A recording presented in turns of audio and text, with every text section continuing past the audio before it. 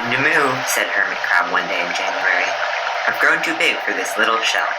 He had felt safe and snug in the shell, but now it was too snug.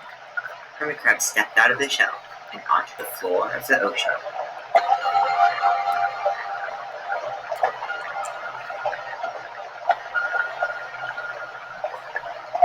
But it was frightening out in the open sea without a shell to hide in. What if a big fish comes along and attacks me? He thought. I must find a new house soon. Early in February, Hermit Crab found just the house he was looking for.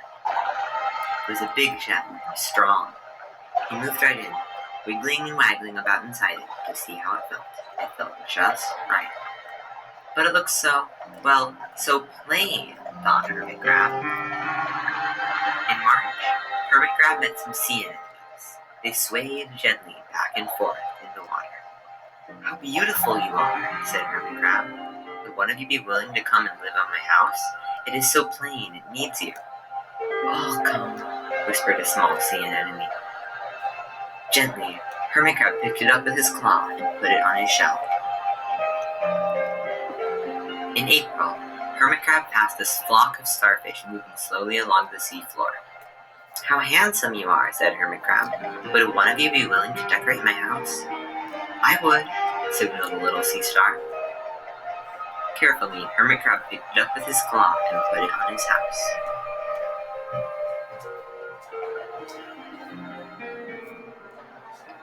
In May, Hermit Crab discovered some coral. They were hard and didn't move. "How pretty you are," said Hermit Crab. "Would one of you be willing to make my house more beautiful?" "I would," creaked a crusty coral. Gingerly, Hermit Crab picked it up with his claw and placed it on his shell.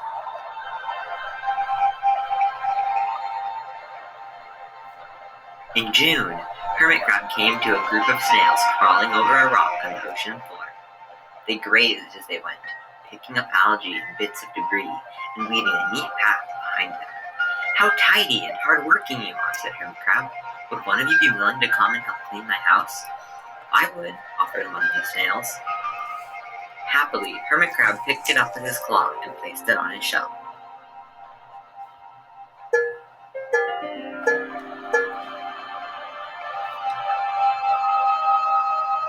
In July, Hermit Crab came upon several sea urchins.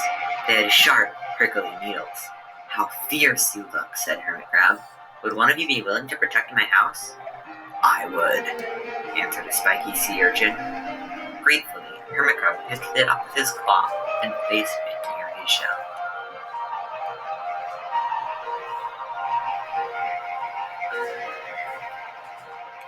In August, Hermit Crab and his friends wandered into a forest of seaweed.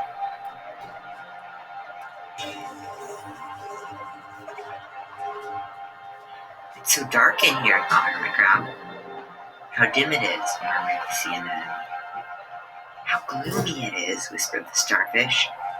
"How murky it is," complained the coral. "I can't see," said the snail. "It's like night time," cried the sea urchin. In September, Hermit Crab spotted a school of lanternfish darting through the dark water. "How bright you are," said Hermit Crab. "Would one of you be willing to light up our house?" "I would," replied one lanternfish, and it swam over near the shell. In October, Hermit Crab approached a pile of smooth pebbles. "How sturdy you are," said Hermit Crab. "Would you mind if I rearranged you?" "Not at all," answered the pebbles. Hermit Crab picked them up one by one with his claw and built a wall around his shell. "Now my house is perfect," cheered Hermit Crab.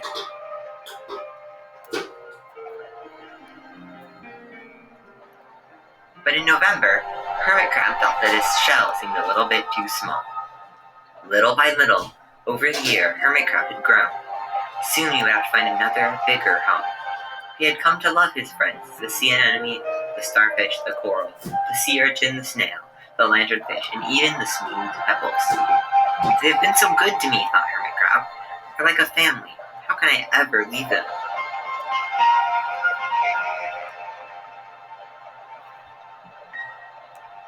In December, a smaller hermit crab passed by.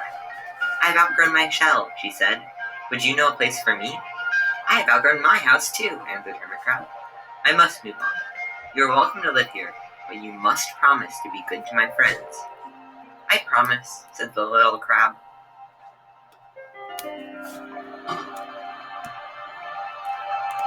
The following January, Hermit Crab stepped out and the little crab moved in. "Couldn't stay in that little shell forever," said Hermit Crab as he waved goodbye. The ocean floor looked wider than he had remembered, but Hermit Crab wasn't afraid. Soon he spied the perfect house, a big empty shell. It looked, well, a little plain, but sponges, he thought.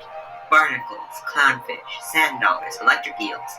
Oh, there are so many possibilities. I can't wait to get started.